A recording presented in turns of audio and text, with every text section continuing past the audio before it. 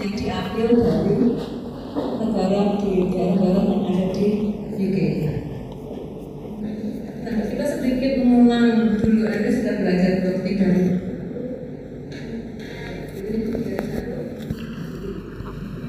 semakin beratnya kalau tidak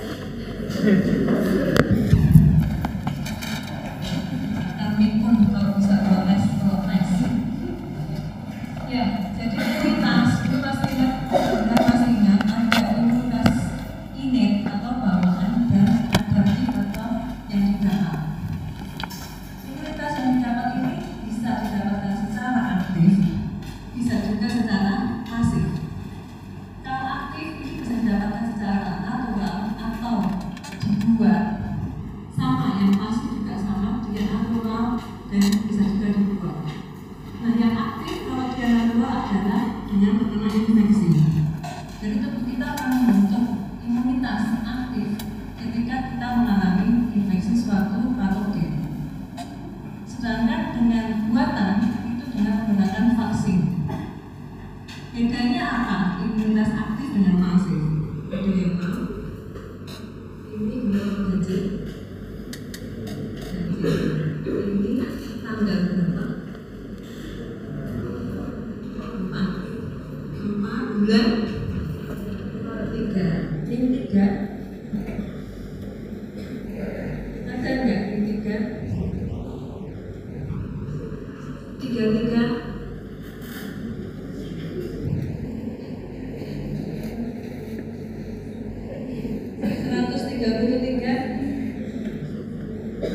Atau mendadak amnesia?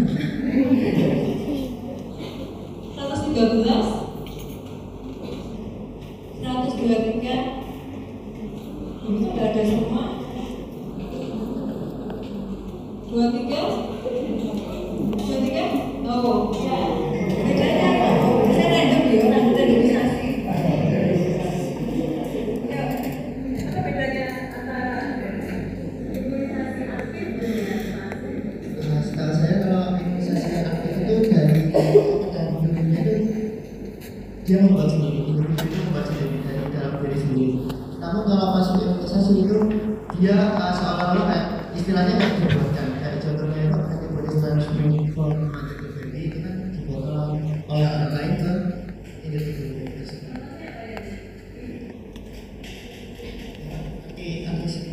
Artificial.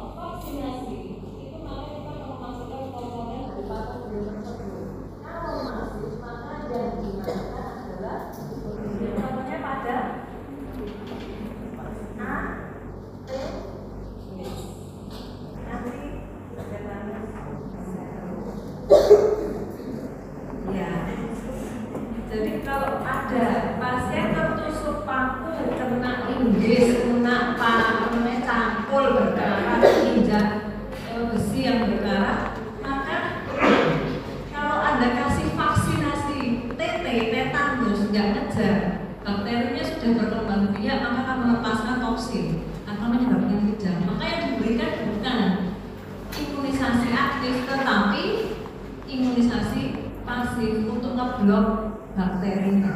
Ngeblok bakterinya kalau tetanus ya toksinnya.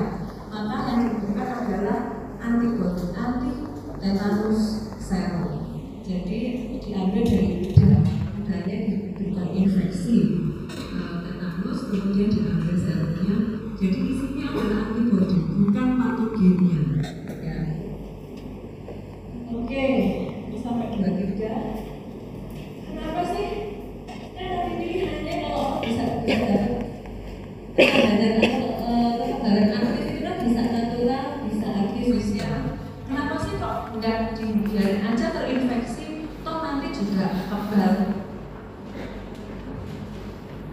3 kali 3 9. Yang 9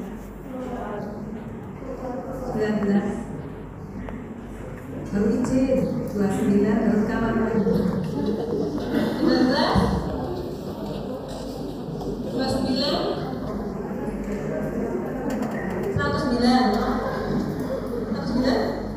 tuh berapa 109 ya kenapa susah bikin vaksin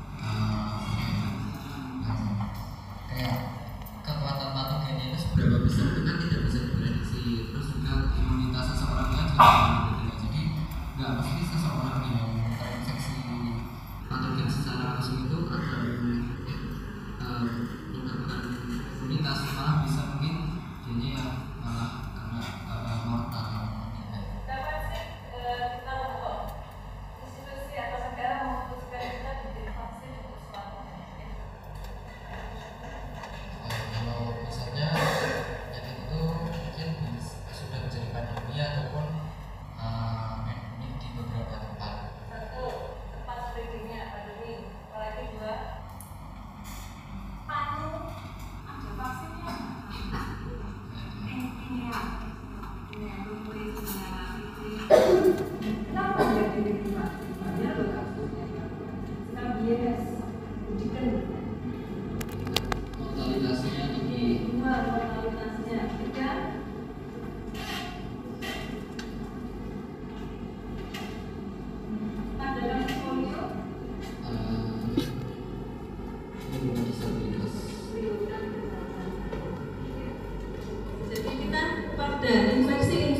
yang punya potensi morbiditas, mortalitas maupun kecacatan, maka secara etika kita nggak boleh. Makanya ketika COVID ada yang bilang biarin aja kan nanti jadi herd immunity. Oh ya kalau nggak mati, kalau meninggal, ya kalau nggak diberikan pada orang-orang yang dia punya comorbid.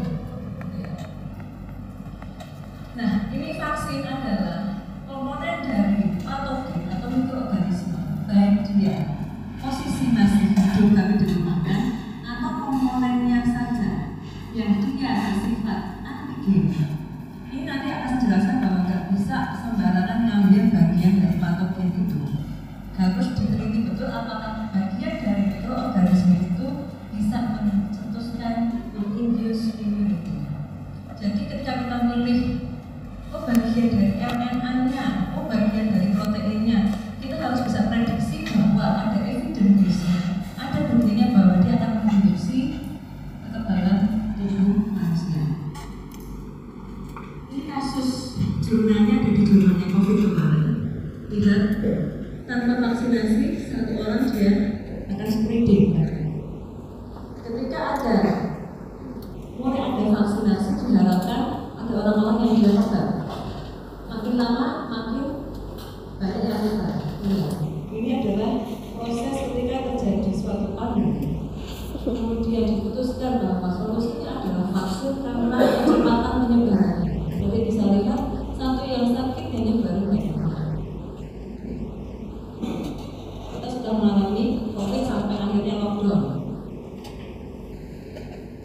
Nah, di bagian mikroorganisme ada yang disebut sebagai antigen. Antigen ini dia kalau masih mudah-mudahan masih ingat, sel T dan sel B punya reseptor yang dia bisa mengenali antigen. Nah, dari antigen ini ada yang dia sifatnya imunogen. Maksudnya gimana? Iya, yang ini kalau imunogen itu pasti bagian dari antigen, tapi tidak semua antigen bisa menginduce respon imun. Berikatan bisa kok sama reseptor sel B, berikatan sama reseptor sel T bisa, tapi belum tentu dia menimbulkan respon imun. Ini kelihatan ya, ini adalah antigen. Bagian kecil yang jumlah ini, yang setengah lingkaran ini adalah bagian epitop. Jadi antibodi tidak nempel di seluruh Bagian yang dia antigen determination, dia akan berikatan dengan reseptor antigen, inilah yang disebut sebagai epitope. Jadi epitope itu hanya sebagian dari antigen yang akan berikatan dengan reseptor sel T maupun reseptor sel B untuk menstimulasi respon imun. Nanti yang akan kita kejar bikin vaksin. Tenang, kalau sudah sakit, kita ada software. Kalau dulu cobain bakteri, misalnya mikrobakteri TB, ambil pembelajarannya, dicobain. Kok nggak ada responnya? Ambil lagi bagian luarnya, dicobain. Sekarang enggak, kita bisa pakai software predicted. Mana bagian dari virus atau bakteri itu yang dia menstimulasi baik sel B maupun sel B terhadap antibodi. Jadi ini adalah antigen masuk jerat. Ada derivat yang merah itu adalah bagian epitope yang dikenali oleh sel B. Sementara yang hitam ini adalah dikenali oleh sel T. Ketika dia masuk, masih ingat ya di caplok APC antigen presenting sama comblang kalau sampelnya. Mak comblang itu mengenalkan antigen dipoto di digest. Dipoto tapi lihat epitope ini tidak rusak, tidak hilang. Maka inilah yang akan ditangkap oleh reseptor sel T untuk mengaktifasi sel T. Sel B dia akan berubah menjadi sel plasma yang menghasilkan antibodi spesifik terhadap antigen tersebut. Ini analog sama ya, jadi bentuk natifnya brokoli, rebonding pun ketika antigen rebonding pun antibodi tetap bisa mengenali selama epitopenya tidak rusak. Ini adalah yang mempengaruhi imunogenisitas seseorang. Jadi yang pertama ada vaksin seperti global. Satu adalah semakin jauh spesies kita dengan patogen tersebut, maka semakin imunogenisitas, semakin merangsang sistem imun. Makanya ada infeksi virus, infeksi bakteri, respon imun kita jalan. Kemudian ketika kita mau pilih vaksin, maka kita harus berpikir ini formulasi itu maksudnya apa? Isinya apa sih? Virus yang dilemahkankah? Virus matikah? Atau hanya bagian subunit protein dari virus itu? Atau mRNA? Anda tahu COVID isinya mRNA? Ngeri dong, itu materi genetik. mRNA yang isinya bukan untuk replikasi dari virus. Masih ingat ada asisten biologi di sini? DNA transkripsi. Masih ingat nggak transkripsi, translasi? RNA, DNA, DNA. Terus messenger RNA.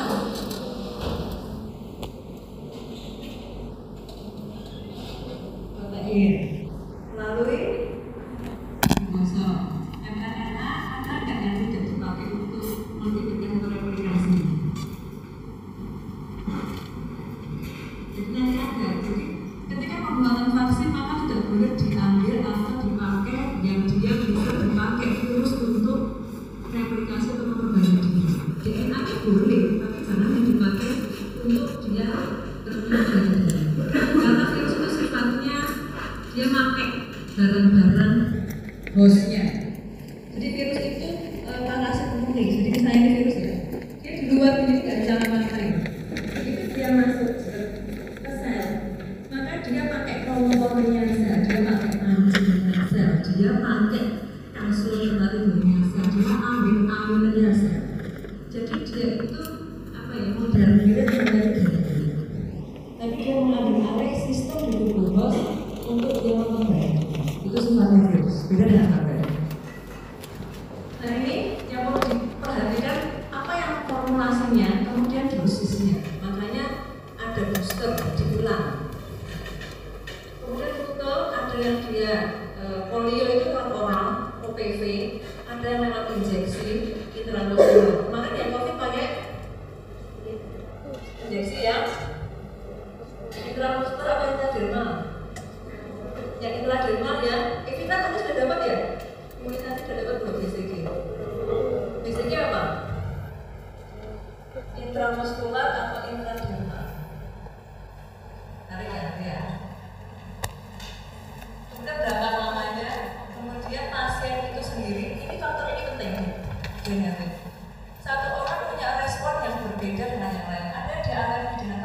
bisa dikasih vaksin terjadi shock anafilaksi.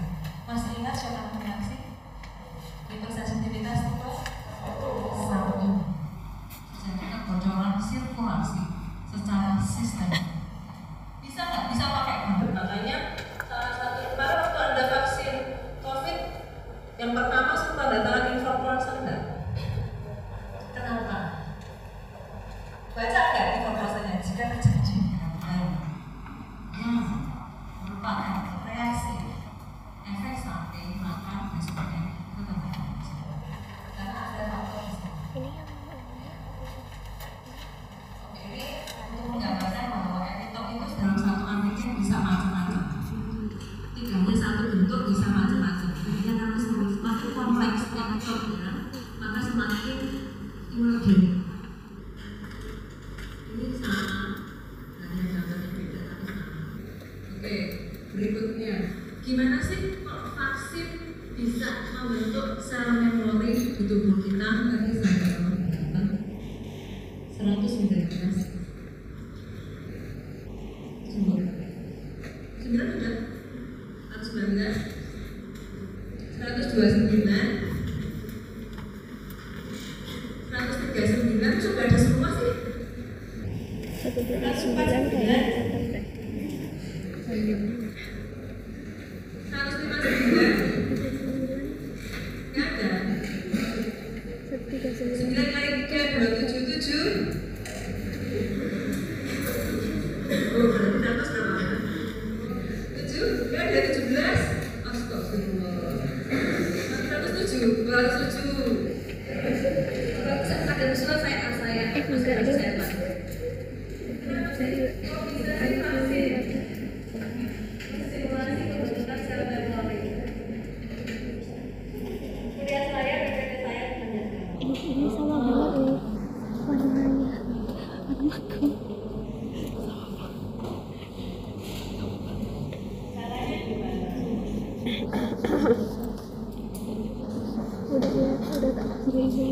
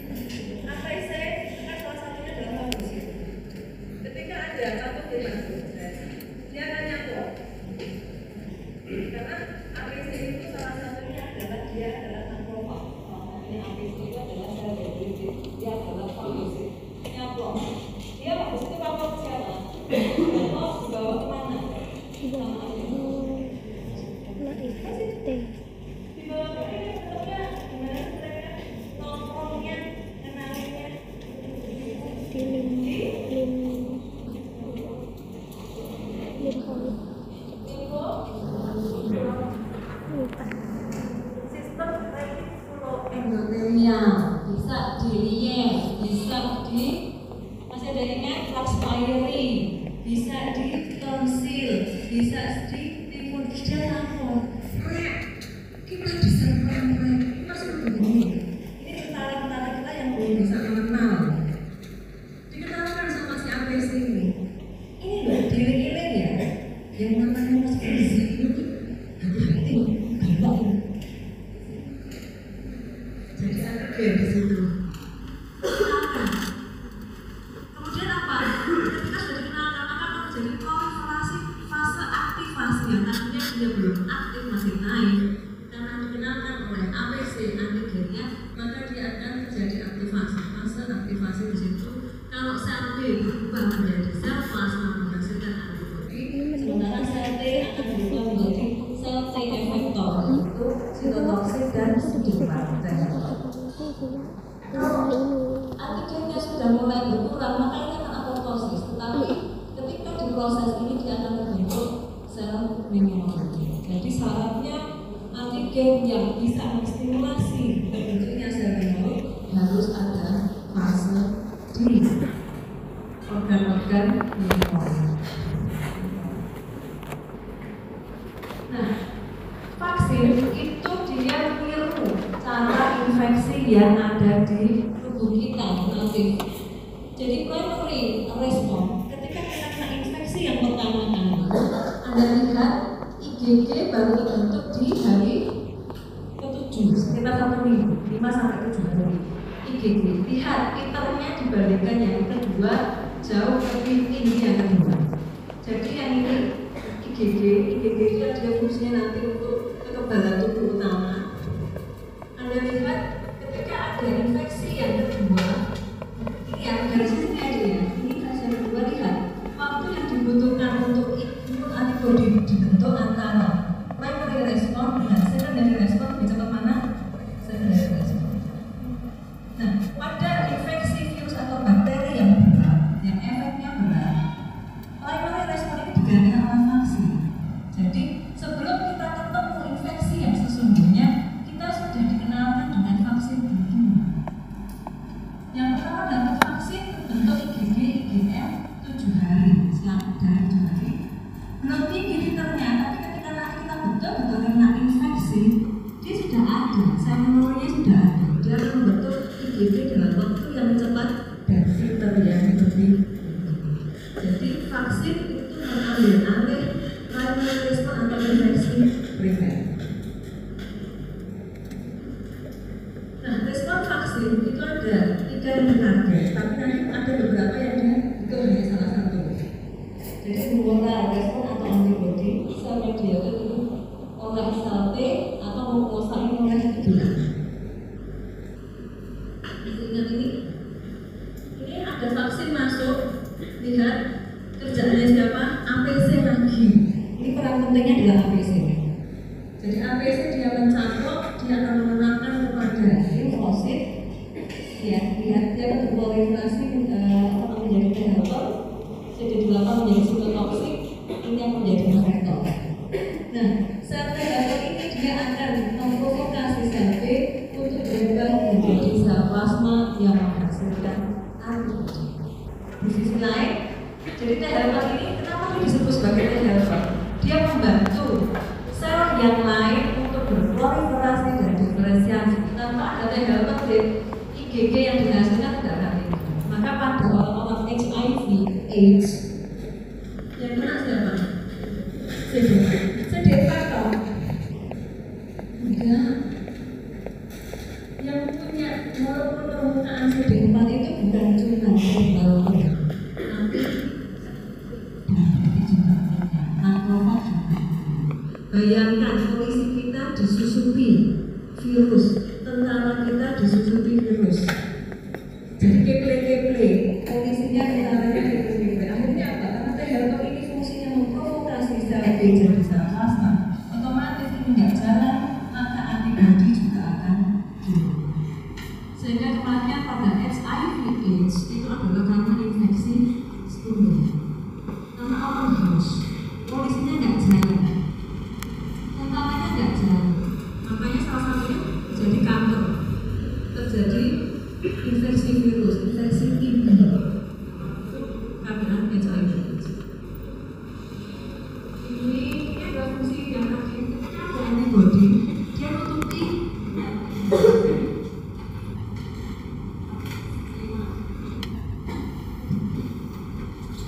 nama tulis kita.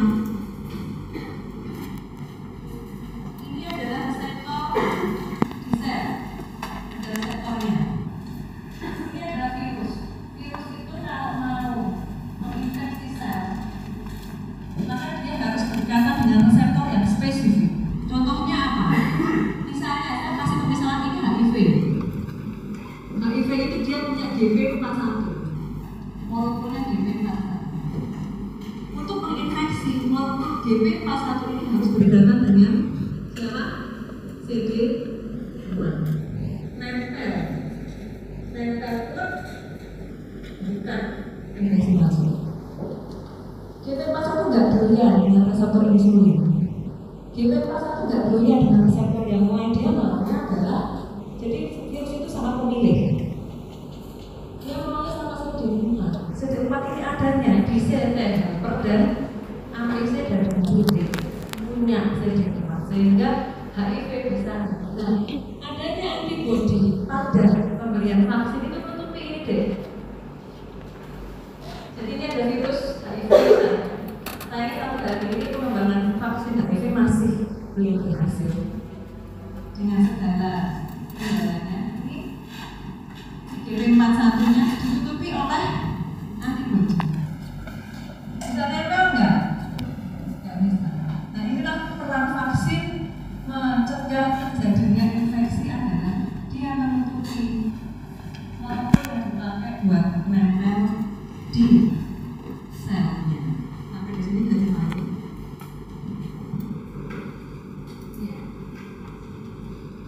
Oke, sekarang kita masuk di perkembangan vaksin. Anda lihat era jadul, jumlah vaksin sedikit sekali. Sekarang mulai era bioteknologi. Jadi perkembangan vaksin sudah pakai software untuk prediksi bagian mana yang bisa dipakai untuk jadi vaksin. Keren ya, keren. Ini kita mulai membuka itu bioteknologi dan molekuler, maka perkembangan vaksin meningkat tajam. Nah, ketika kita mau memakai suatu vaksin, Anda akan lihat kenapa sih vaksin yang dipakai di Indonesia berbeda dengan vaksin yang COVID yang dipakai di luar negeri. Kalau Anda pernah mengalami mau pergi ke luar negeri, ada negara-negara yang minta segera vaksin tertentu. Tidak boleh vaksin yang ini, harus yang ini. Kenapa? Karena beda-beda kekuatannya. Nah, ketika yang pertama harus ada karakteristik vaksin itu sendiri. Vaksinnya ini dia, safe atau enggak, kemudian efektif atau enggak, ada efek yang lain atau enggak. Jadi pertimbangan pertama adalah vaksin itu aman atau tidak. Kemudian dari yang kedua, penyakit itu sendiri gimana efeknya. Seperti kasus pada COVID kemarin, dia efeknya berdosis, Anda lihat akan kena di social impact juga. Semua perekonomian lumpuh, semua akses lumpuh, sehingga menjadi pertimbangan untuk dikembangkannya vaksin. Nah, ini program Indonesia adalah yang itu kan X aja ya. Kok bukan yang ini ya? Anda pernah dengar nggak kalau bayi habis disuntik DPT di puskesmas demam? Tahu? Kok ada yang pilihan tidak? Mungkin demam, tapi tidak bisa di puskesmas, harus bayar mahal. Kenapa? Karena teknologinya mahal. Sehingga pertimbangan kenapa di Indonesia dipilihnya itu salah satunya adalah faktor kosnya biayanya. Nah, ini tentang porsi kaitannya dengan policy negara, apakah negara akan bisa mengakses, kalau dilakukan registrasi.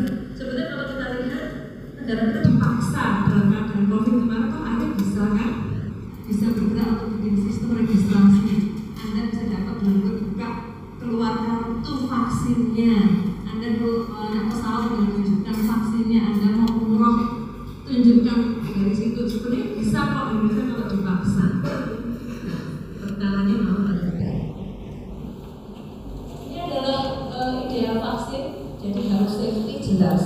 Syarat pertama ketika pengembangan vaksin adalah harus aman. Yang kedua, kalau bisa single dose. Tapi kalau tidak single dose, antibodinya yang dapat rendah, maka akan diberikan booster. Kemarin itu berapa kali? Yang berikutnya, yang nakes dapat berapa? Ada tambahan lagi. Jadi kartunya masih nyimpen nggak boleh kenangan kalau tidak pernah vaksin COVID. Nah, diharapkan vaksin itu dia punya proteksi yang lama. Pengennya sih dia nggak usah murah. Kemudian murah, dari selalu emak-emak setuju dengan kita bisa murah meriah.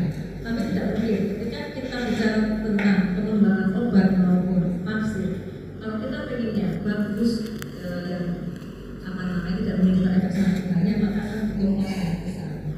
Nah ini Indonesia adalah sangat besar. Indonesia itu cukup luas adik-adik negaranya berpulau-pulau. Nanti kalau jadi dokter ketika bawa vaksin dari fellowship ke Wakatobi atau KKN dari KKN ke Wakatobi, Anda bawa vaksin yang dia harus disuruh dingin. Anda harus mikir, bawanya pakai apa ya? Harus bawa polar bag ya, harus bawa gel ice ya, supaya tidak rusak. Jadi harus betul-betul sifat vaksinnya itu sudah stabil atau tidak. Ini Anda lihat, yang ini adalah pengembangan vaksin tradisional jadul. Lihat waktunya berapa? 15 tahun ini ketika COVID, wow, ekspres. Iya, kenapa? Karena ada clinical trial yang didiskon. Anda lihat, harusnya dari preklinik. Jadi kalau uji obat maupun vaksin ada yang pertama harus pakai, kalau sekarang harus pakai software dulu, pakai non human dulu. Jadi di sel kultur itu kalau nanti yang main di apa ya, mas asisten dicoba di sel dulu, di sel lain. Oke, kemudian dicobakan di hewan coba. Aman, tidak toksik, maka naik ke hewan coba. Hewan coba kemudian naik ke uji klinikal. Kalau ini sudah bagus, baru boleh ke human.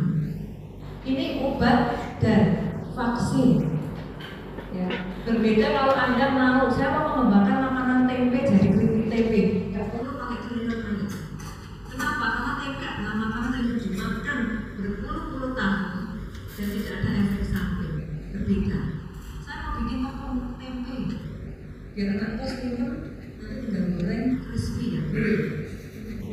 Anda mau bikin variasi makanan yang sudah dimakan biasa oleh masyarakat dan tidak ada efek samping toksiknya, maka tidak perlu pakai klinik lain.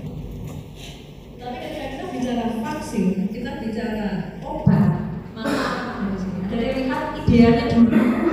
Fase 1 selesai, baru boleh ke fase 2. Fase 2 selesai, baru ke fase 3. Ini kan lebih dari segini tahun. Jadi bisa sampai 5 sampai 10 tahun bisa. Nah, di fase kemarin COVID, maka fase 1 belum selesai, langsung disambung fase 2.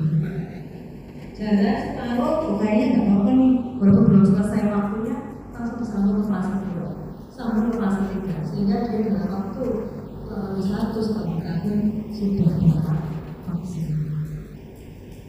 Kelihatan nggak ya? Mohon maaf, Anda lihat ke bawah ke ini dari vaksin. Lihat, ada yang hidup vaksinnya tapi dilemahkan, ada yang vaksinnya adalah organisme yang mati. Bisa ada yang toksin, ada yang sendiri boleh diambil proteinnya toh, ada yang virus lain terpilih, nanti akan dijelaskan di bahasan nanti. Kemudian ada yang memberikan ruang, ada yang TB sebagai operator.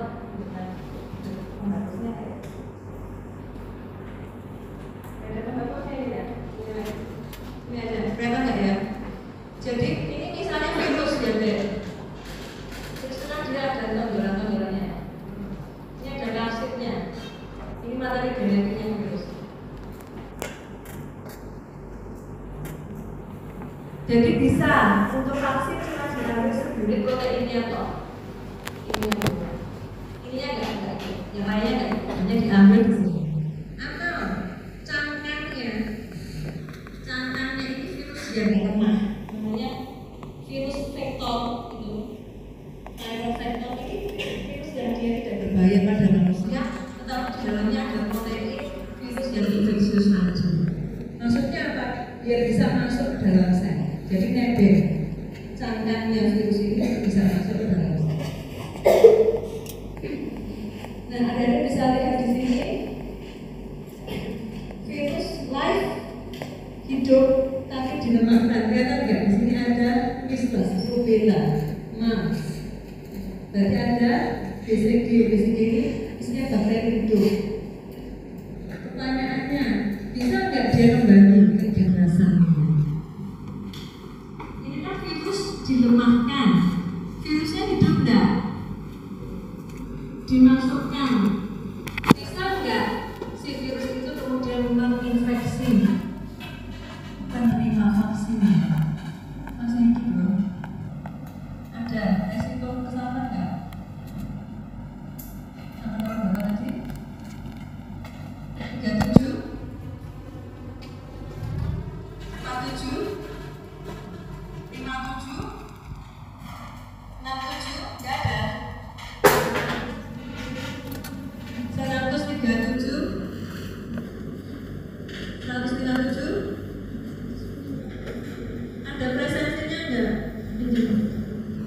motif.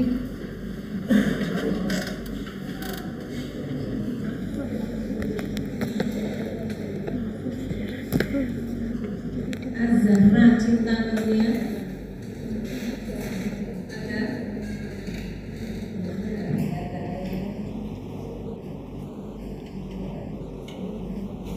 Vina Fitria. Az-Zahra.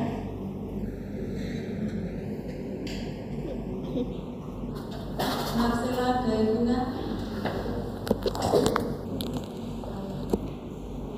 Kemudian kalau vaksinnya masih hidup, punya ada resiko untuk jadi ganas lagi nggak?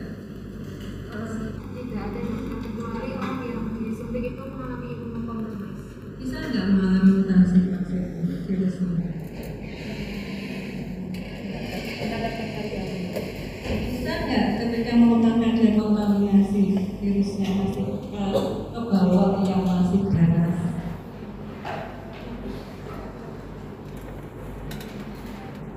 Jauh dulu.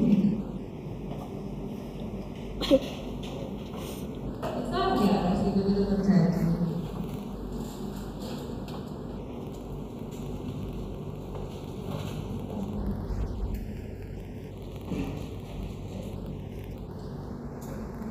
Lihat Mbak, keuntungan dan kerugian ketika dia punya resiko masih balik jadi ganas lagi, bisa karena dia posisinya virusnya hidup cuma dilemahkan. Apakah dia mungkin terjadi kemungkinan iya residu virulensinya masih ada, virulensinya bisa. Dan pada vaksin yang dia isinya virus yang masih hidup, maka sebaiknya tidak diberikan pada orang-orang atau anak-anak yang mengalami imunodefisiensi atau imunokompromis. Sehingga dari pada kasusnya COVID kemarin ini tidak diambil sebagai pilihan. Karena kalau dipilih ya kalau dia nggak balik atau dia masih punya virulensi, maka diambilnya adalah RNA atau DNA vaksin. Jadi pertimbangannya adalah apakah nanti virus ini punya potensi seperti HIV. HIV itu diberi contoh, ada di jurnalnya main-main di jurnal HIV vaksin clinical trial result itu betapa ketika fase 1, fase 2 hasilnya bagus, di fase 3 ternyata jelek. Jadi memang pengembangannya cukup rumit karena memang agak tricky dia virusnya. Nah ini contohnya virus polio di Indonesia pakai yang mana? Indonesia pakai yang mana? Polio vaksin ada yang oral, yang ada yang injeksi. Yang injeksi intramuskuler disebut sebagai SAB, yang polio oral yang SABI. Indonesia pakai yang oral. Kenapa? Oh ada daftar nama. Kenapa Indonesia memilih yang oral? Aman mana sih? Risatul Azizah. Random ya ada posisi saya. Kenapa Mbak Risa? Kenapa? Lihat ya. Kenapa Indonesia memilih yang oral? Yang oral ini isinya adalah dia isinya apa Mbak? Virus yang dilemahkan. Kalau yang inactivated, yang rusak, virus yang dimatikan. Berarti ketika kita vaksinasi polio oral, kita memasukkan virus yang dilemahkan, virus wujud yang dilemahkan. Kenapa Indonesia memilih itu? Oke, satu, murah. Bisa semua pintar mencari yang murah. Kedua, apa lagi? Nggak cuma karena murah saja sih. Apalagi? Lihat, ada di sini. Ini virus polio itu menginfeksi manusia lewat apa?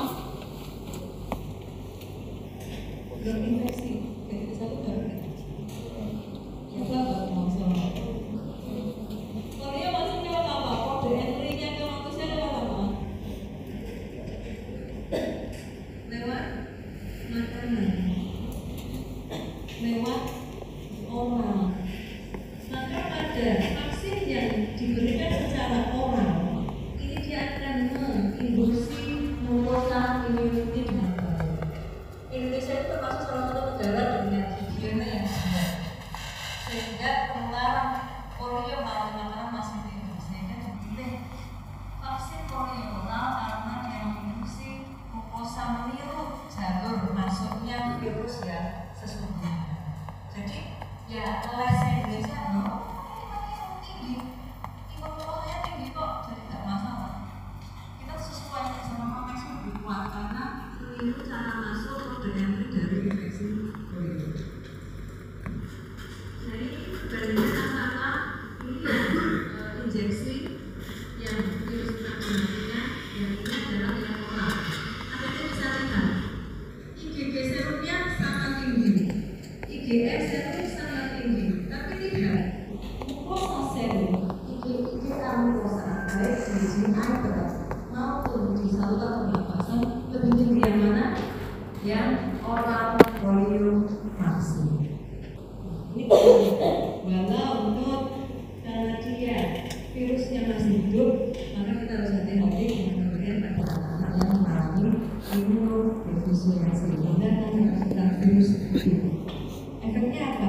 Bisa terjadi paralisis. Ya, Anda seolah-olah menginfeksi, sengaja menginfeksikan virus polio hidup kepada anak-anak dengan imunodefisiensi.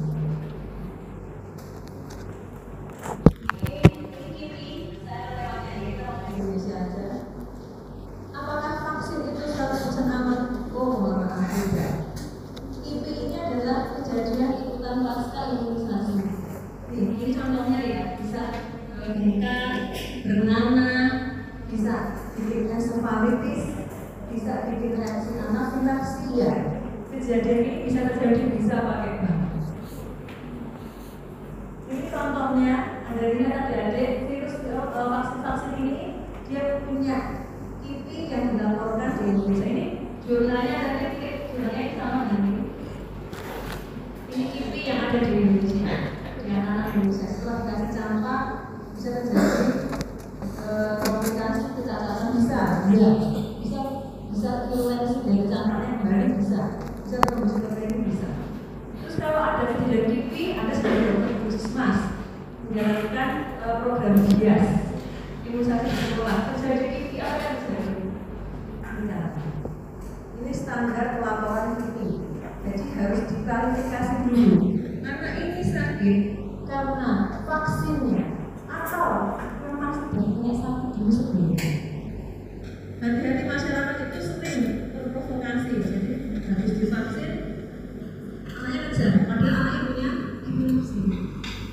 Anda harus proses dulu. Apakah COVID masih betulkah efek samping karena vaksin atau karena penyakit yang lain?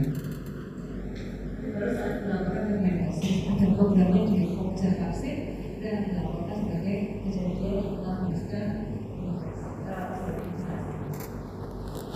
Masih ada yang mau ibu ini siapa?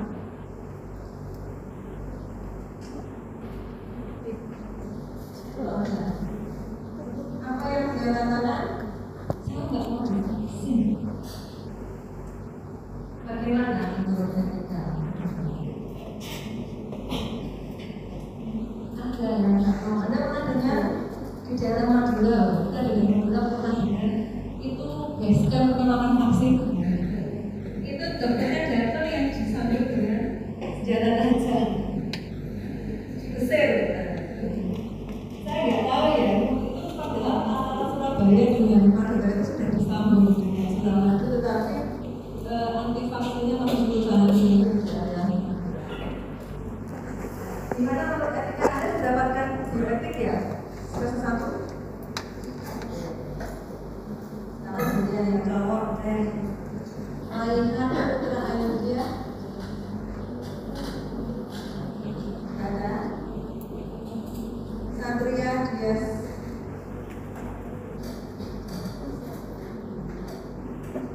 Muhammad Asyar Nawal Rizki.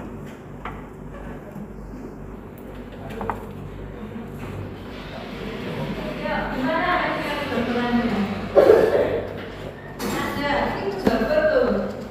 Anggota DPR Ustaz, saya kalau divaksin di tengah-tengah negara kita sedang memprogramkan vaksin COVID nasional. Bisa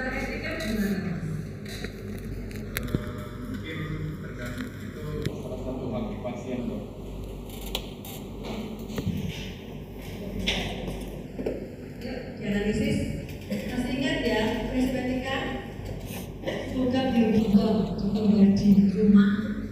Satu, efisien, justice, autonomy. Untuk kasusnya BMK yang mana? Autonomi. Ya, kita tidak bisa memaksa pasien untuk vaksin, tetapi pemerintah boleh mengambil kebijakan ya. Jadi syaratnya kalau mau harus menunjukkan vaksin, sudah vaksin, gitu. Kalau mau pakai pesawat harus menunjukkan syarat sertifikat vaksin boleh. Kenapa? Karena negara fungsinya adalah know-how. Tetapi memaksa individual untuk vaksin harus mau, pokoknya Anda kalau nanti jadi dokter di puskesmas mungkin Anda pernah menggunakan hias. Nanti ada orang-orang yang berkorona ketika hari hias anaknya nggak mau corona. Kenapa? Ini adalah di Indonesia. Ini jurnalnya adalah ini ada ya, sorry miring karena cukup. Anda bisa lihat jurnalnya. Ini adalah alasan Indonesia menolak vaksin. Anda lihat, belief, haram. Itu paling susah. Ada kalau perdebatan luar biasa, COVID anti vaksin ada substansinya. Yang kedua, itu kan virus, kenapa dimasukkan? Itu jelas-jelas barang infeksi kok. Atau kenapa dimasukkan dalam tubuh yang masih satu, persepsi tentang imunisasi. Yang kedua adalah belief religion, entah itu karena haram, entah itu tidak sesuai dengan itu. Kalau ada ini sudah biarkan nanti juga dia matinya sebagai mati syahid kalau kena wabah. Itu andalannya nanti pasti seperti itu. Kita kembali ke autonomi, kita tidak bisa, tetapi kita bisa edukasi. Jadi kita membantu sebenarnya ada kesalahan persepsi tentang oh ini haram, yang bikin haram apanya dong? Anda pernah dengar vaksin meningitis untuk haji dan umroh zaman dulu mengandung ketika proses bikinnya bersentuhan dengan enzim trypsin untuk umroh dan haji saatnya tahu sudah enggak, sekarang ini harus ada sertifikat vaksinasi meningitis. Kalau enggak visanya enggak bisa ada. Karena akhirnya ada beberapa orang yang mengatakan jadi membeli sertifikat supaya bisa. Tidak ada paksaan, enggak apa-apa, kamu tidak bisa keluar misalnya. Negara tidak bisa memaksa kamu pokoknya harus vaksin, kalau enggak kamu tak intimidasi di bejel. Bejel itu bahasa Indonesia apa? Ada yang bisa translate di Indonesia bejel. Di bejel.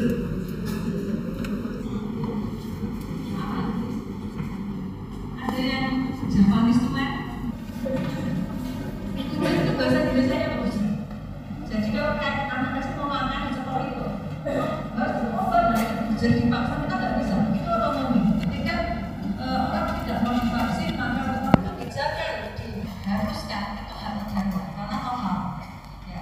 Jadi negara mewajibkan orang ketika COVID, orang kalau dia mau keluar negeri, dia naik pesawat harus ada sertifikat vaksinnya. Itu kebijakan boleh, tapi memaksa individu untuk vaksinasi nggak boleh.